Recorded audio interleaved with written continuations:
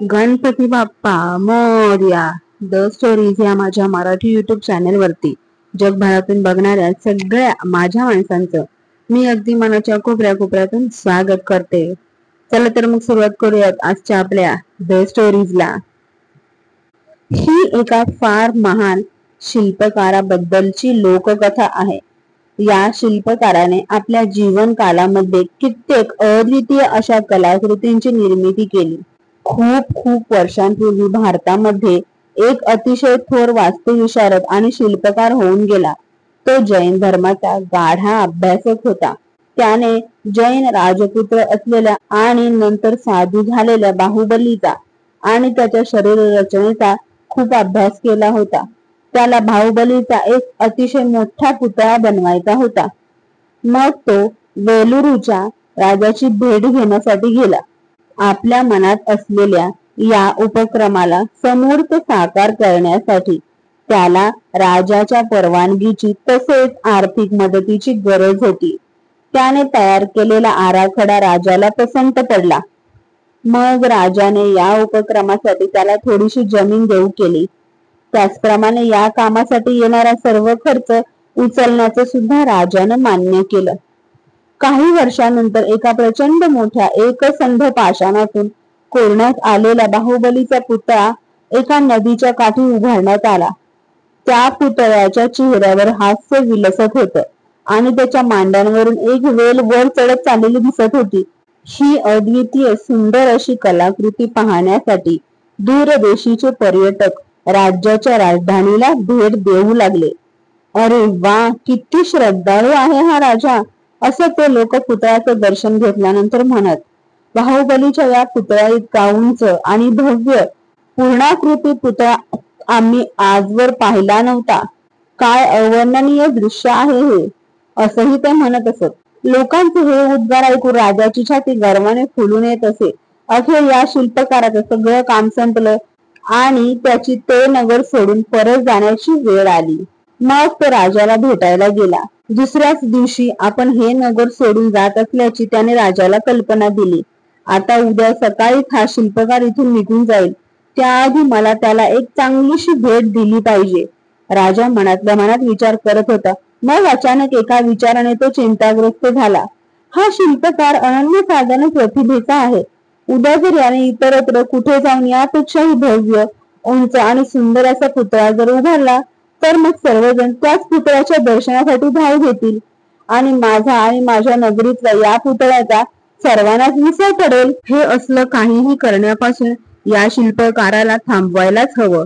मग राजाने त्यावर बराच विचार केला आणि मनोमन एक निर्णय घेतला. दुसऱ्या दिवशी सकाळी तो शिल्पकार परत जायला निघाला.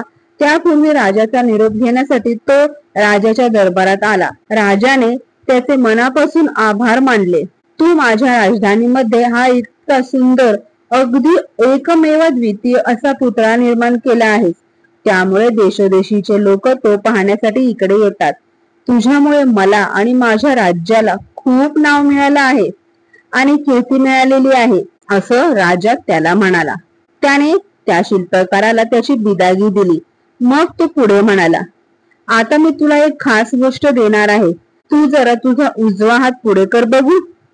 शिल्पकाराने आपला उजवा हात पुढे करताच राजाने शिपायांना बोलवून आज्ञा दिली, याचा उजवा हात ताबडतोब कलम करा. शिपायांनी तात्काळ राजाच्या आज्ञेचे पालन केले.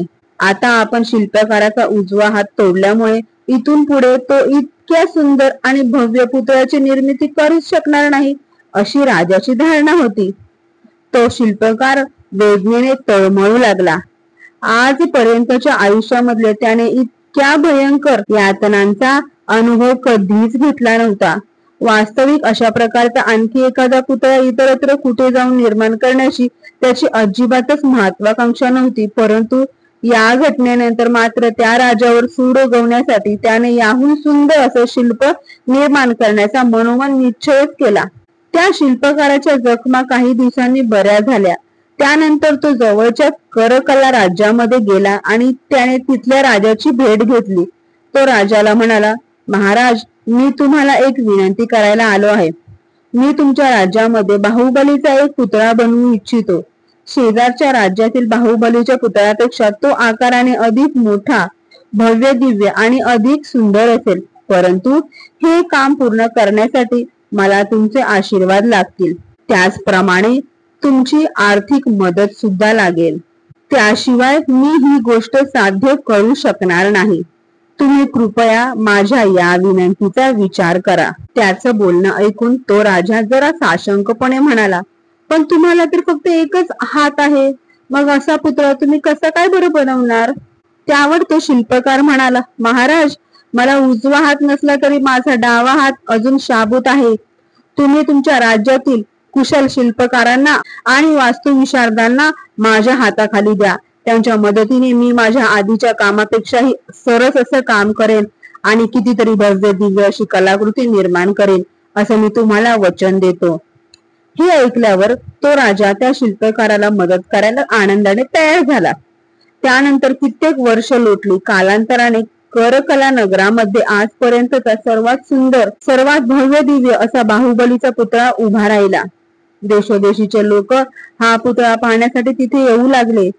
वा, हा राजा किती भाविक आहे. आजवर आम्ही इतका सुंदर आणि इतका भव्य दिव्य असा पुतळा कधीच पाहिला नव्हता. हे दृश्य किती प्रेक्षणीय आहे. अर्थातच ही आपली प्रशंसा ऐकून राजाला अत्यानंद झाला. त्याला अगदी धन्य धन्य वाटू लागलं. अखेर त्या शिल्पकाराच्या जाण्याचा दिवस जवळ येऊन ठेपला आणि राजा मनातल्या मनात विचार करू लागला, आता उद्या हा शिल्पकार इथून निघून जाईल, त्यामुळे त्याला त्याची बिदागी द्यायला हवी. पण मग त्या राजाच्या मनात वेगळाच विचार आला. हा शिल्पकार इतका बुद्धिमान आहे, समजा याने दुसऱ्या राज्यात जाऊन याहूनही सुंदर पुतळा निर्माण केला तर? मग सगळे लोक त्या नव्या पुतळ्याकडे आकर्षित होतील. माझा विसर पडेल सर्वांना. असे करण्यापासून मी त्याला परावृत्त कसा करू? मग दुसऱ्या दिवशी तो शिल्पकार निघण्याआधी राजाचा निरोप घेण्यासाठी आला. राजाने त्याला त्याची ठरलेली बिदागी दिली आणि त्याचे मनापासून आभार मानले. माझ्या राज्यामध्ये तू हा इतका सुंदर, इतका भव्य दिव्य पुतळा उभारला आहेस. देशोदेशीचे लोक दूरवरून हा पुतळा पाहण्यासाठी इथे येत आहेत. त्याचप्रमाणे सर्वजण माझी आणि माझ्या राज्याची प्रशंसा करतात. मग त्यानंतर राजा पुढे म्हणाला, मी आज तुला काहीतरी खास भेट देणार आहे. तू तुझा डावा हात जरा पुढे कर बघू. शिल्पकाराने आपला डावा हात पुढे करताच राजाने आपल्या शिपायांना त्याचा डावा हात कापून टाकण्याची आज्ञा दिली. या शिल्पकाराने इथून पुढे दुसऱ्या कुणासाठीही या पुतळ्यापेक्षा अधिक चांगला पुतळा बनवूच नये, याची खबरदारी घेण्यासाठी राजाने हे असं केलं. पहारेकऱ्याने शिल्पकाराचा डावा हात कापून टाकला. शिल्पकार वेदनेने तळमळत राजवाड्याबाहेर पडला. आजवर त्याने आयुष्यात कधीच इतक्या यातनांचा अनुभव घेतला नव्हता. खरं म्हणजे त्याला आता याहून अधिक सुंदर पुतळा बनवण्याची इच्छा मनात सुद्धा उरली नव्हती. पण या राजावर सूड उगवण्यासाठी त्याने एक शपथ घेतली, मी याहूनही कितीतरी सुंदर आणि भव्य दिव्य असा पुतळा बनवून दाखवीनच. तो शिल्पकार आता अतिशय संतप्त झालेला होता. तो मनात विचार करू लागला, मी माझे दोन्ही हात गमावले आहेत. वास्तविक मी माझं हृदय आणि माझा आत्मा या शिल्पांमध्ये ओतून त्यांची निर्मिती केली आणि त्याच्यात मला काय फळ मिळालं? ही इतकी क्रूर वागणूक. काही काळानंतर त्या शिल्पकाराची प्रकृती सुधारली. त्याच्या हाताच्या जखमा बऱ्या झाल्या. मग तो श्रवण बेळगोळ इथे गेला. तो तिथल्या राजाला जाऊन भेटला आणि म्हणाला, महाराज, मी आज मुद्दाम तुमच्या दरबारी आलो आहे. तुमच्या या नगरीमध्ये मी बाहुबलीचा अत्यंत मोठा, सुंदर आणि भव्य असा पुतळा निर्माण करू इच्छितो. आजपर्यंत बनवण्यात आलेल्या कुठल्याही बाहुबलीच्या पुतळ्यापेक्षा हा अधिक जास्त मोठा आणि अधिक जास्त सुंदर असेल. फक्त यासाठी मला तुमची मदत हवी आहे आणि त्यासाठी तुमचं आर्थिक पाठबळ सुद्धा हवं आहे. नाहीतर मला ती गोष्ट जमणार नाही. मी जो पुतळा घडवीन तो आजवर बनवण्यात आलेल्या कुठल्याही पुतळ्यापेक्षा अधिक सुंदर असेल, याची मी तुम्हाला खात्री देतो. तुम्ही कृपया माझ्या या विनंतीचा विचार करा. अरे, पण राजा म्हणाला, तुला तर दोन्ही हात नाहीत, मग तू हा पुतळा कसा बरं बनवणार? महाराज, माझा मेंदू आणि माझी जीभ दोन्ही अजूनही शाबूत आहेत. तुम्ही माझ्या हाताखाली काम करण्यासाठी तुमच्या नगरातले कुशल कारागीर, उत्कृष्ट शिल्पकार आणि वास्तुविशारद यांचा ताफा द्या आणि मग बघा, मी तुम्हाला अतिशय अशी सुंदर कामगिरी करून दाखवेन. माझ्या आधीच्या कामांपेक्षा इथे कितीतरी सरस असेल. मी तुमच्या नगरामध्ये पुतळा उभारण्याचं जे काम करेन ते अगदी उत्कृष्ट प्रतीचंच असेल. मग मात्र राजाने आनंदाने त्या शिल्पकाराला हवी ती मदत करण्याची तयारी दाखवली. अशी कित्येक वर्ष लोटली. त्या शिल्पकाराने सर्वात मोठा आणि सर्वात सुंदर असा पुतळा निर्माण केला. लोक दूर दूरून खास पुतळा बघण्यासाठी प्रवास करून तिथे येऊ लागले. हा राजा किती भाविक आहे असं लोक म्हणत. आजपर्यंत आम्ही इतकी मोठी आणि सुंदर कलाकृती याआधी कधीच पाहिली नव्हती. किती प्रेक्षणीय दृश्य आहे हे. ते ऐकून राजाची छाती अभिमानाने फुलून येत असे. अखेर एक दिवस तो शिल्पकार परत जाण्याची वेळ जवळ येऊ लागली आणि राजाने मनात विचार केला, उद्या हा शिल्पकार इथून निघून जाईल. त्यामुळे तो जाण्याआधी मी त्याला काहीतरी छानशी अशी भेट देईन. त्यानंतर मात्र राजा चिंताग्रस्त झाला. त्याच्या मनात आलं, हा शिल्पकार इतका बुद्धिमान आहे तर बाहेर कुठेतरी जाऊन तो याहून सुंदर आणि याहूनही भव्य दिव्य अशी कलाकृती निर्माण करेल. आणि तसं जर झालं तर मग काय होईल बरं? सर्वजण तीच कलाकृती पाहण्यासाठी धाव घेतील. मग लोकांना माझा विसर पडेल. हे असं घडणं मी कसं बरं थांबवू शकेन? दुसऱ्या दिवशी तो शिल्पकार राजाचा निरोप घेण्यासाठी दरबारात आला. राजाने त्याला त्याची बिदागी दिली आणि इतका सुंदर भव्य दिव्य पुतळा बनवल्याबद्दल त्याचे आभार मानले. तू बनवलेल्या या पुतळ्यामुळे मला आणि माझ्या राज्याला दिंगत कीर्ती प्राप्त झाली आहे असं राजा म्हणाला. मग तो पुढे म्हणाला, मला तुझ्या या कामाबद्दल तुला काहीतरी खास भेट द्यायची आहे. ये तुझ्या माझ्या जवळ येऊन माझ्याशी बोलशील का? मग तो शिल्पकार पुढे होऊन राजाच्या जवळ येऊन उभा राहिला. राजाने आपल्या शिपायांना बोलावून त्यांना तात्काळ या शिल्पकाराची जीभ छाटून टाकण्याची आज्ञा दिली. अशा प्रकारे त्यानंतर कधीही आणखी भव्य दिव्य पुतळा निर्माण होणार नाही याची राजाने खबरदारी घेतली. तो शिल्पकार वेदनेने विव्हळत दरबारातून बाहेर पडला. या इतक्या तीव्र यातनांचा अनुभव त्याने आजवरच्या आयुष्यात कधीही घेतला नव्हता. त्यानंतर तो शिल्पकार कधीही कुणाला दिसला सुद्धा नाही. त्या शिल्पकाराचं पुढे काय झालं हे एक गूढच आहे. त्याच्या आतापर्यंतच्या आयुष्यातले सर्वात सुंदर काम श्रवण बेळगोळ इथेच बघायला मिळतं. या शिल्पकाराची ही कथा म्हणजे केवळ एक लोककथा आहे. वस्तुस्थिती मात्र अशी नाही.